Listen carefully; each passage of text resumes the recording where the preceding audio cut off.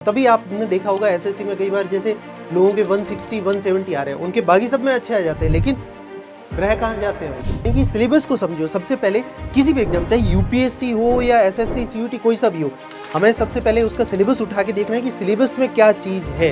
Comes in almost every government exam, चाहे आप कोई सा भी ले लो, NABARD, RBI, SEBI, LIC, IBPS के एग्जाम, आरबीआई हो गया, यूपीएससी में भी आता है। ठीक है, हेलो स्टूडेंट्स, तो आज का हमारा ये सेशन है इस बारे में कि आपको जो है क्वांट के लिए क्या स्ट्रेटेजी रखनी चाहिए, चाहे वो किसी भी एग्जाम का हो, एसएससी के एग्जाम हो, सीयूईटी हो, नाबार्ड हो, रेलवे हो, बैंकिंग हो, सबके लिए जो है आपको एक क्या पाथ फॉलो करना है, वो यहां पर मैं आपको बताने वाला हूं कि हमें किस तरीके से पीवाईक्यूज पे ध्यान देना है, मॉक टेस्ट पे, बुक्स पे, प्रैक्टिस पे, या चाहे कोई भी चीज हो, लेक्चर वगैरह। तो उसके लिए मैं आपको जो है फॉर ऑल द एग्जाम्स आपको एक स्ट्रेटेजी बताने जा रहा हूं। ठीक है, ज्यादा लंबा नहीं रखेंगे।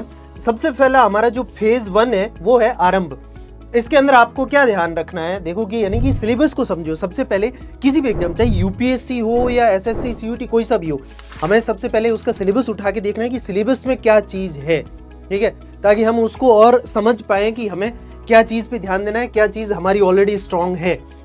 तो सबसे पहला जैसे आता है एरिथमेटिक, जो कि कोर ऑफ द कोर है, जिसमें आपका percentage, profit loss, number system हो गया। उसके अलावा ratio, time and work, time, speed and distance, and simple interest and compound interest. इनके अंदर पता है आपको इतनी शॉर्ट ट्रिक्स है, अगर आप उनको लगाओ। जैसे कई बार पूछा जाता है ना एसआईसीआई में कि 3 साल के लिए कितना होगा, 4 साल के लिए कितना होगा, तो वो हमारे पास जो है कई बार शॉर्ट ट्रिक्स होती है, वो हम यूज करेंगे, फटाफट होगा। क्योंकि यहाँ हमारे कॉम्पिटिटिव एग्जाम्स में हमें चाहिए कि हमें फटाफट करना है, हमें 30 सेकंड में आंसर आना चाहिए। उसके लिए हमें क्या चाहिए, हमें चाहिए कि शॉर्ट ट्रिक्स। ठीक है, तो ये सारे आपके हो जाएंगे। एडवांस मैथ्स हो गया मेनली एसएससी एंड सीयूईटी के लिए, जो algebra, geometry, trigonometry, mensuration, speed maths and data interpretation, ये बैंकिंग और जो इंश्योरेंस, जैसे IBPS PO, IBPS clerk, SBI PO, SBI clerk, उसके अलावा एलआईसी वगैरह के जो पेपर होते हैं, AAO असिस्टेंट वगैरह, उनमें ये हमारा काम आता है। डीआई बहुत आता है, जैसे आरबीआई के पेपर में भी आता है। तो डीआई में होगा क्या, आपको बस कि हाँ किसकी वैल्यू ज़्यादा है, या फिर एवरेज निकालो या परसेंटेज निकालो, जो हम ऑलरेडी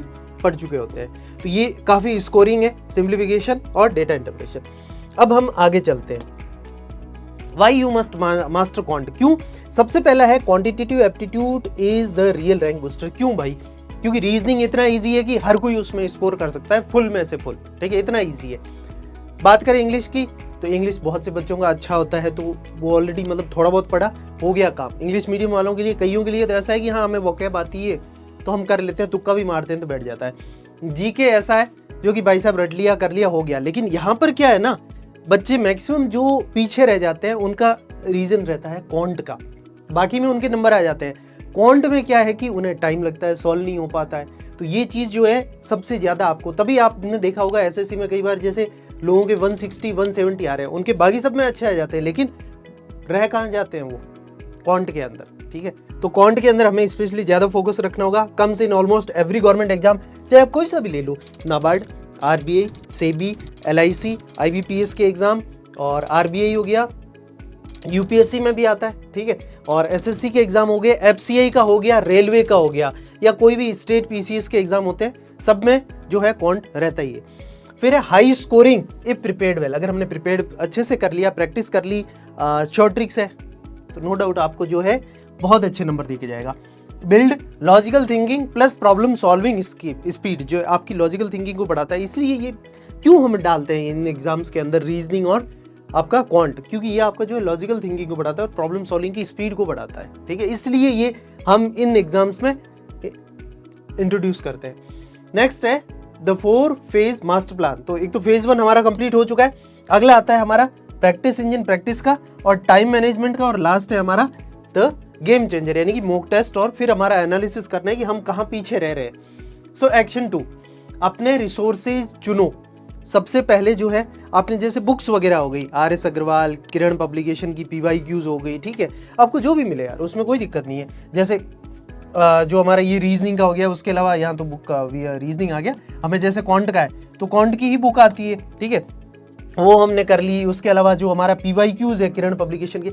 अच्छा, जैसे एसएससी की बात करूँ, आपको पता है पेपर जैसे करीब हमारा 10 दिन चलता है, एक दिन में 4 शिफ्ट होती है, 10 दिन में कितने हुए, 40 पेपर हो गए। एक साल के ही आपको जो है Tier 1 के 40 PYQ हो गए, 5 साल के तो कितने हो गए 200 PYQ, वो कर लो तो उससे बाहर आने की चांसेस ही कहाँ है, क्योंकि आपके जितने भी मैथ्स में डिफरेंट टाइप ऑफ कॉन्सेप्ट बन सकते हैं वो सारे तो कवर हो गए, तो फिर भाई बाहर क्या रहा, तो PYQs कर लो ना, रीजनिंग, क्वांट और इंग्लिश, उससे बाहर आने के चांसेस बहुत कम रहते हैं। फिर हमारा crucial habit, create a dedicated formula notebook, यानी कि आपको जो है शॉर्ट ट्रिक कोई मिल रही है उस बुक में अलग से डाल दिया, फॉर्मूला मिला है कि यार ये यूनिक है अलग है उसको डाल दिया उसमें, ठीक है। उस नोटबुक के अंदर हमारे पास जो है एक फॉर्मूला एंड में रटने के यही काम आते हैं, एग्जाम से एक दिन पहले यही तो करके जाओगे, वरना आप करोगे क्या। फेज 2 द प्रैक्टिस, इसके अंदर जो है 80% of the questions comes from here, कहां से, कुछ टॉपिक से चुनिंदे क्वांट के अंदर, उनमें से जो है मैक्सिमम सवाल हमारे आते हैं, जैसे आपने सिंप्लीफिकेशन हो गया, परसेंटेज हो गया, देखा हो सिंप्लीफिकेशन एंड अप्रोक्सीमेशन हो गया, देखे होंगे इस तरीके के सवाल कि भाई जैसे कि 1.99 इंटू 2.5555 ऐसे करके सवाल, तो वो वाले हो गए। सिंप्लीफाई करना, percentage, profit and loss, ratio and proportion, time and work, time, speed and distance, data interpretation, ये से जो है आपको मैक्सिमम सवाल आपको मिलते ही हैं, आपने देखे होंगे, ठीक है। भले बोट एंड स्ट्रीम से किसी साल आए ना आए, पाइप एंड सिस्टम से आए ना आए, ठीक है, वैसे तो वो यानी कि इन्हीं की सब पार्ट है, एक तरह से इन्हीं की जो ट्रिक्स यूज होती है वो यहाँ यूज होती है, लेकिन इनसे जो है आपके आते ही हैं जनरली। फिर है फेज 3 टाइम मैनेजमेंट, हमें कैसे करना है, तो देखो भाई बिगिनर है और एक है इंटरमीडिएट, जो बिगिनर है उनके लिए तो 1.5 to 2 आवर्स पर डे आपको जो है 1 आवर जो है कंसेप्ट पे लगा दिया, कोई लेक्चर वगैरह ले लिया, फिर 1 आवर खुद से प्रैक्टिस किया, क्योंकि आपने चलो क्लास ले ली, सर ने बता दिया कैसे करना है, वो सारा हो गया, लेकिन आप जब तक प्रैक्टिस नहीं करोगे आपको अपनी कमियां नहीं पता पड़ेगी, यार मैं अटक कहाँ रहा हूँ, सर सामने कर रहे हैं आपकी इजीली हो रहा है कि हाँ ये ऐसे होगा ऐसे चलेगा, जब तक हम खुद एग्जाम के माहौल की तरह नहीं बैठते हैं, सॉल्व नहीं करते, तब तक हमें नहीं पता पड़ता है हमारी कमियां कि हम कहाँ लैक कर रहे हैं, ठीक है। तो आपको जो है पहले तो थ्योरी पढ़ोगे, ठीक है, शॉर्ट ट्रिक भी देखो, शॉर्ट ट्रिक आपको अपने वीडियो से मिल जाती है, ठीक है, नहीं तो यूट्यूब पे डाल दिया कि भाई मुझे जो है टाइम एंड वर्क की शॉर्ट ट्रिक दे दो, हजारों वीडियोस आ जाएंगे, जो भी हमारे किसी भी चैनल हो आप कहीं से कर सकते हैं, आप क्लास अगर ले रहे हैं कोई ऐप वगैरह से परचेज कर रखा है बैच, तो वहाँ आपको मिल ही रहा है। इंटरमीडिएट पे हैं तब भी आपको 1 आवर डेली प्रैक्टिस करनी है, प्लस 2 to 3 मॉक्स जो है हर वीक लगाना है। मॉक के लिए आप भले SSC का लगाओ, CUET का लगाओ, बैंकिंग का लगाओ, हमें जो है क्वांट की तो प्रैक्टिस करनी है ना, आप कहीं से भी लगाओ या ChatGPT को बोल दो, कहीं से भी आपको मिल जाएंगे, ठीक है। फिर है the secret to speed calculation and tricks, अब आपकी कैलकुलेशन फास्ट कैसे होगी, ट्रिक्स कहाँ से आएगी। तो नॉन नेगोशिएबल बेसिक्स में आपको बता देता हूँ, आपको जो है टेबल यानी कि पहाड़े 25 तक तो भाई याद होने ही चाहिए, मैं तो ये बोलूंगा कि अगर कर सकते हो तो भले यानी कि 30 तक भी कर लो, ठीक है। स्क्वायर आपको 30 तक याद होने ही चाहिए, ठीक है, 30 और 32 या 33 तक, मैं तो कह रहा हूँ 32 तक याद कर लो। और बोलो क्यूब्स जो है वो 20 तक, ये बहुत है, 20 तक ही बहुत है भाई, ठीक है। Master percentage to fraction conversion, like आपको दे दे 50% दिमाग में आना चाहिए 1/2, फिर आपको दे देगी 33.333 तो आपको की 1/3, ठीक है। 25% 1/4, 20% 1/5, फिर 1/6 के लिए क्या है 16.6666, ठीक है। ऐसे ही 1/7 का 14.28, राइट, फिर 1/8 का कि लाइक 12.125 करके, राइट। तो इस तरीके से आपको जो है याद होना चाहिए कि भाई कि हाँ किस फ्रैक्शन का क्या परसेंटेज है, क्या ये आपको जो है होगा, तो एग्जाम में आपको जो है टाइम बचेगा, ठीक है। फिर लर्न स्मार्ट जो हमारी टेक्निक्स क्या करने हैं, वैदिक मैथ्स फॉर मल्टीप्लिकेशन, आपने में भी बचपन पढ़ा हो नहीं पढ़ा, पर उनसे जो है आपका फटाफट हो जाता है, आजकल वो बच्चे इस तरीके से करते हैं, वो वाली भी अगर कोई भी आपको ट्रिक आती है तो ठीक है। Digital sum for checking answer, ठीक है, आप जो है डिजिटल सम भी कर सकते हो अगर आपको फटाफट आंसर चेक करने हो, ठीक है। ऑप्शन एलिमिनेशन एंड अप्रोक्सीमेशन, ये जैसे यूपीएससी में बहुत यूज होता है, तो यहाँ पर भी आप अगर एलिमिनेट हो रहा है, मान लो कि कोई वैल्यू आपको लग रहा है यार 100 से बाहर तो आ ही नहीं सकती, अब 100 से बाहर मान लो 3 ऑप्शन है, तो आपका एक ऑप्शन डायरेक्टली बिना सॉल्व किए आंसर, कई बार ऐसा होता है, या कई बार कि भाई 100 से कम 2 मिल गया था, उन 2 में जो है आपने देखा करीब करीब जो लगा उस पर टिक लगा दिया, तो ऑप्शन एलिमिनेशन का भी कई बार जो है फायदा मिलता है बच्चों को। फिर आता है phase 4 the game changer, the mock test analysis, यहाँ आपको मॉक टेस्ट लगाना बहुत जरूरी है, आपने प्रैक्टिस कर ली, ठीक है। मॉक टेस्ट से क्या पता पड़ता है कि आप कितने टाइम में कितना कर रहे हो, कि जैसे मान लो आपको जो है 30 मिनट में आपको 30 क्वेश्चंस मिल रहे हैं, आप कर पा रहे हो कि नहीं, मान लो आपको 30 मिनट में जो है 15 ही सवाल कर पाए, तो मतलब आपको प्रैक्टिस की और जरूरत है, और स्पीड बढ़ाने की जरूरत है, कॉन्सेप्ट को समझने की जरूरत है, शॉर्ट ट्रिक्स लाने की जरूरत है। अगर आप यानी कि धीरे धीरे बढ़ रहे हो, 20, 25 और 30 मिनट में 30 सवाल हो रहे हैं, तो फिर आप सही रास्ते पे हो, ठीक है।